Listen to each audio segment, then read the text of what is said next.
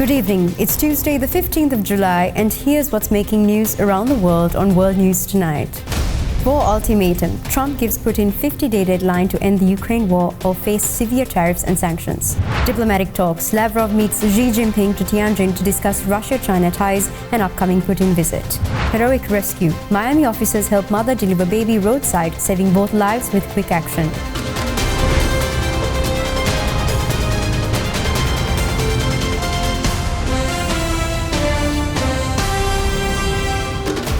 From Colombo, this is World News Tonight. Good evening once again. US President Donald Trump has given Russia a 50-day deadline to end the war in Ukraine, threatening very severe tariffs, including a 100% duty and secondary sanctions. Trump also announced a weapons deal to support NATO's aid to Ukraine. US President Donald Trump has issued a stern warning to Russian President Vladimir Putin to finally put an end to the war in Ukraine. During a meeting with reporters alongside NATO Secretary General Mark Rutte in the Oval Office on Monday, Trump said Washington will impose very severe tariffs on Moscow in 50 days if there is no deal made to end the war. It's a horrible war, and it should be stopped. And so if it's not done, if we don't have an agreement in 50 days, that's what we're doing, secondary tariffs, and they're biting. And I hope we don't get to the point where we do, but I've been hearing. This would mean 100% tariffs on Russian goods and secondary sanctions on purchasers of Russian oil. The move would also target Russia's trading partners in order to further isolate Moscow from the global economy. President Trump also announced a deal which will allow NATO member countries to purchase American-made weapons, which would be allowed to be given to Ukraine. The deal we've made, this is billions of dollars worth of military equipment is going to be purchased from the United States, going to NATO, etc. And that's going to be quickly distributed to the battlefield. The NATO chief said large numbers of weapons would be sent, including missiles, as part of its first wave of equipment to Ukraine. Meanwhile, with the news of military aid to Ukraine, Ukrainian President Volodymyr Zelensky expressed gratitude to President Trump for his readiness to protect Ukrainian lives. I'm grateful to President Trump for his readiness to support the protection of our people's lives. The latest deadline issued by Trump, along with a deal to provide Ukraine with American weapons, comes as the U.S. leader has been frustrated with the lack of progress Putin has made in committing to a ceasefire deal. Russian Foreign Minister Sergei Lavrov met Chinese President Xi Jinping in Tianjin during the Shanghai Cooperation Organization summit. Discussions included bilateral ties and preparations for President Putin's upcoming visit to China for the SCO summit and World War II victory anniversary.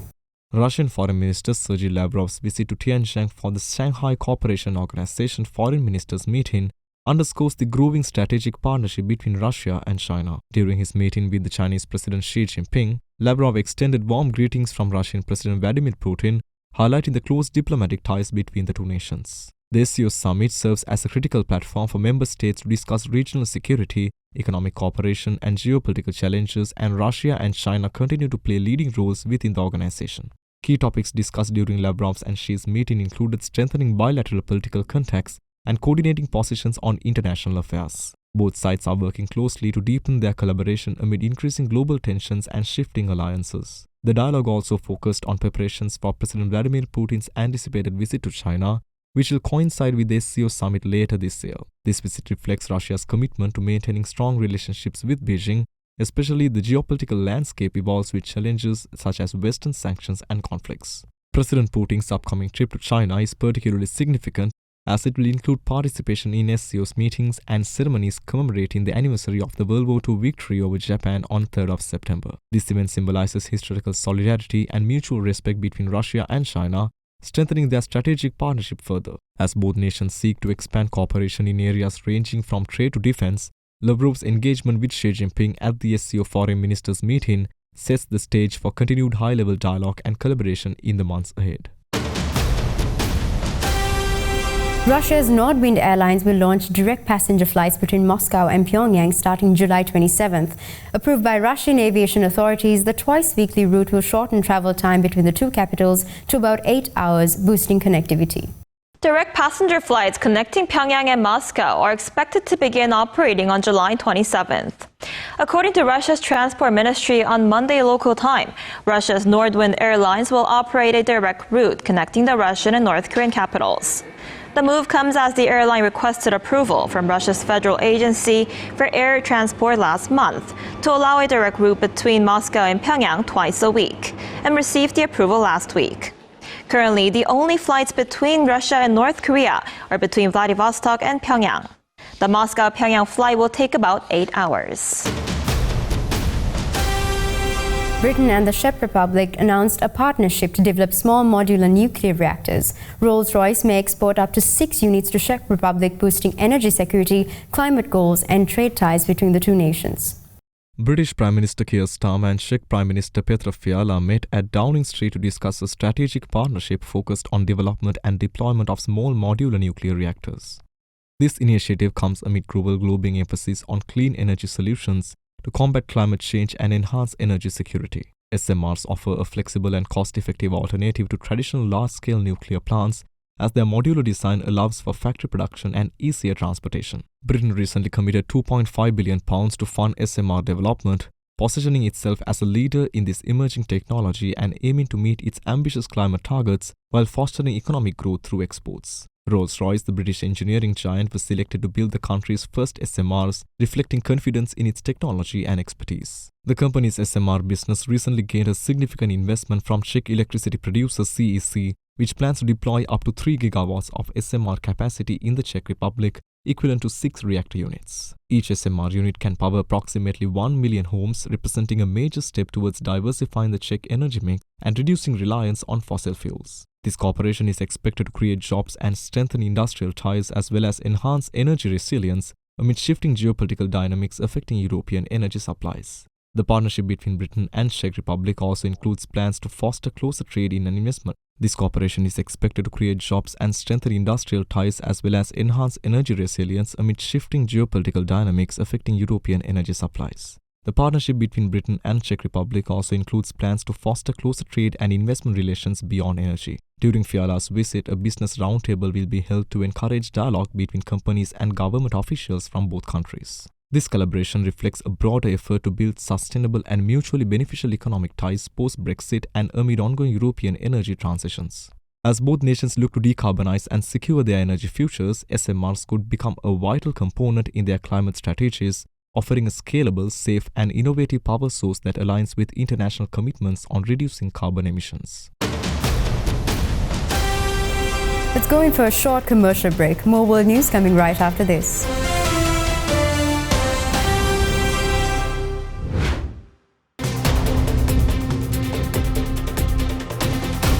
Welcome back. Rescuers in Indonesia continue searching for 11 people missing after a boat carrying 18 passengers capsized near the Mentawai Islands amid bad weather. Among those on board were 10 local officials. 7 people have been rescued as rescue efforts intensify. A passenger boat travelling between Mentawai Islands towns capsized amid severe weather conditions yesterday. The boat carried 18 passengers, including 10 local government officials returning from official duties. The local search and rescue agency reported that 7 people have been rescued so far, but 11 remain missing. Rescue teams battling adverse weather and rough seas are intensifying efforts to locate survivors and provide aid. The Mentawai Islands, part of Indonesia's West Sumatra province, lie in a region prone to unpredictable weather and rough ocean conditions, especially during the monsoon season. Sea transport remains vital to the area's connectivity and economy, but Indonesia's maritime infrastructure faces challenges related to safety enforcement and vessel maintenance. Overloading is common as passengers rely heavily on boats and ferries to move between islands scattered across the archipelago, which comprises over 17,000 islands. Indonesia's maritime safety record has been marred by frequent accidents over the years, often exacerbated by insufficient regulation, aging vessels and poor weather conditions. Earlier this month, a ferry sank near Bali, resulting in 18 confirmed deaths and 17 people missing out of 65 passengers on board. This latest tragedy of the Mentawai Islands highlights ongoing safety concerns and has spurred calls for urgent reforms in maritime safety standards. The Indonesian government has promised to enhance monitoring, improve vessel inspections, and strengthen emergency response capabilities to prevent future incidents. Families of the missing anxiously awaits news as rescue crews deploy boats, helicopters, and divers in search of recovery operations. Local authorities have urged residents and travelers to heed safety warnings and respect regulations as efforts continue to bring the situation under control. EU trade ministers strongly condemned US President Donald Trump's imposition of 30% tariffs on European goods, calling it absolutely unacceptable. The EU is now considering new countermeasures to protect its economy and retaliate against the trade move. Prepared for peace, but ready for war. That is the tone the European Union is taking in response to Donald Trump's latest tariff threat. On Saturday, the American president said he would impose 30% taxes on all European products on the 1st of August if no agreement was reached by then. Meeting in Brussels, member states said President Trump's threat was absolutely unacceptable. We do not want a trade war with the US. We want to avoid it, but we also want to send the clear signal that it must be a fair deal for everybody, and if that's not possible to reach, then we will leave out no options, and we know very well that we have a toolbox with a lot of tools.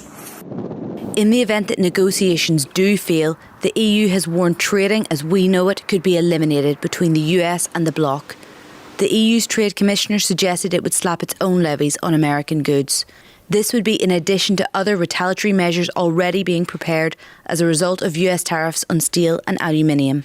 Our rebalancing measures on steel and aluminium are suspended until early August, and today the Commission is sharing with the Member States the proposal for the second list of goods, accounting of some 72 billion euros worth of US imports. The US President said he is open to negotiation. The deals are made. There are no deals to make. They would like to do a different kind of a deal, and we're always open to talk. We are open to talk, including to Europe. But Maros Sefcovic remained optimistic that both sides would find a solution. He said they had not spent 3 months going through 1,700 tariff lines in detail just to fail because of the latest announcement. Cameroon's President Paul Biya, aged 92 and the world's longest-serving head of state, has officially declared his bid for re-election in the October 12, 2025 presidential vote. Having ruled since 1982, Biya seeks an unprecedented 8th term, brushing off health concerns and criticism amid ongoing political challenges in the country. Cameroon's President Paul Biya, the world's oldest-serving head of state, has announced he will run for re-election. 92-year-old Biya first came to power in 1982. And if re-elected in October, could remain so until he is nearly 100. His re-election bid was widely anticipated, but not formally confirmed until he announced it on social media on Sunday. In the post, Biya said, "The best is still to come." Members of the ruling Cameroon People's Democratic Movement and other supporters have been publicly calling since last year for Biya to seek another term. But opposition parties and some civil society groups argue his long rule has stifled economic and democratic development. Biya scrapped term limits in 2008, clearing the way for him to run indefinitely. But the president's health has been subject to frequent speculation, most recently last year when he disappeared from public view for 42 days. He seldom makes public appearances, often delegating responsibilities to the powerful chief of staff of the president's office. The cocoa and oil-producing Central African nation is likely to face a messy succession crisis if Biya were to become too ill to remain in office or dies. In Pembroke Pines, Florida, dramatic video captured the moment a Cessna Skymaster clipped a tree and crashed into a neighborhood while approaching North Perry Airport. The plane, arriving from Turks and Caicos, narrowly missed homes. All 4 people on board, including 2 teens, survived with only minor injuries. The people who live nearby say it sounded like a semi-truck crashing on their street, plane debris on their front lawns. A small Cessna Skymaster slamming into a tree just after 8 p.m. Immediately, neighbors ran to help. As smoke poured from the plane, one neighbor grabbed a garden hose. Others grabbed an axe and fire extinguisher, working fast to pull the victims out. Meanwhile, fellow pilots radioed air traffic control. Yeah, there is a downed aircraft here. Looks like short final 2A left. FlightAware shows the plane had spent more than 3 hours flying from the Turks and Caicos to the North Perry Airport in Pembroke Pines, Florida, where it crashed short of the runway. Meta CEO Mark Zuckerberg has pledged to spend hundreds of billions of dollars on massive AI data center superclusters, including the Prometheus and Hyperion projects, partnered with a fierce hiring push for top AI talent, all to accelerate development towards superintelligence. Mark Zuckerberg is placing a very big bet on AI. The Meta platform's boss said Monday that the firm would spend hundreds of billions of dollars building several massive data centers.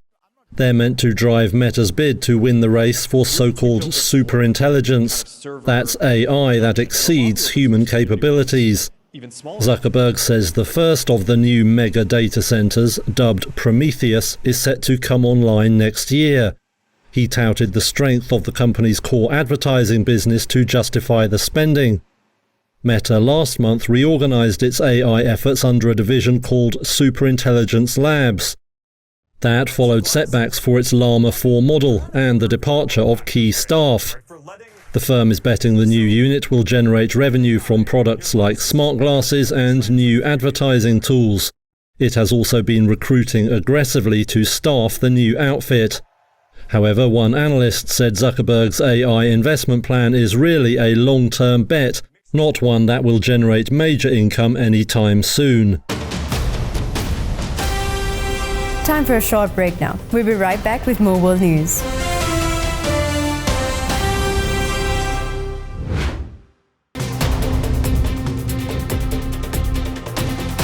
Welcome back. In Arlington Heights, Illinois, 80-year-old Anne Swindle surprised her family and herself by celebrating her birthday with a tandem skydive for Windy City's aircraft.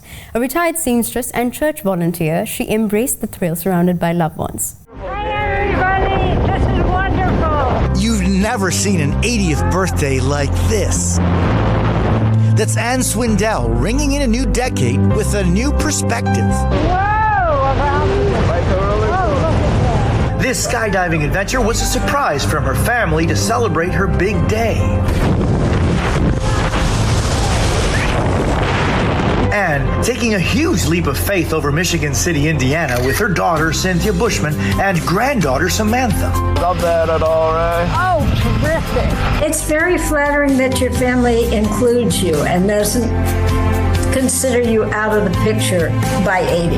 It's fun to be a cool grandma. For Cynthia, a reminder that new experiences don't have an age limit. Don't ever second guess whether or not you should or you can, because you can, and you should. On Florida's Turnpike near Homestead, two Miami-Dade Schools police officers, Sofia Blancas and Melissa Fernandez, delivered a baby roadside when 21-year-old Derana Acosta went into labor in heavy traffic. Both mom and newborn are safe and stable. And at this hospital, hugs for two heroes. Hours earlier, when Miami-Dade Schools police officer Sofia Blancas was driving on her morning commute, she answered the call to help Lorena Acosta, who was going into labor. I put gloves on, I went to her side of the passenger side, and I sat in front of her, and I was just trying to guide her through it. When Sofia's fellow officer, Melissa Fernandez, heard what was happening on the radio, she jumped into action. As soon as I got there, I'm like, Sofia, what do you need? How can I help? These two officers staying by Lorena's side, helping her welcome her son to the world. When you wake up in the morning, you never think that something like this is gonna happen. I could relate to her because I'm a mother as well. It was an amazing experience. It was emotional and relief to know that they were fine. Sofia and Melissa, grateful to have played such an important role when they were needed most. We never know what's gonna happen and who you're gonna encounter, but at the same time, what comes around goes around. So when you do good, you will receive good. And with that, we come to the end of today's edition of World News Tonight. With the hopes of seeing you again, I'm Selena Jayadilaka, and we leave you tonight with the visuals of video mapping that light up Mexico City's cultural legacy. Also, don't forget to send us your feedback through email at feedback.ad24english@derana.lk or via WhatsApp at 076-805-7933. Anuradha Vikramasinghe will be joining you next with the Nightly Business Report. Thank you for watching and have a great night.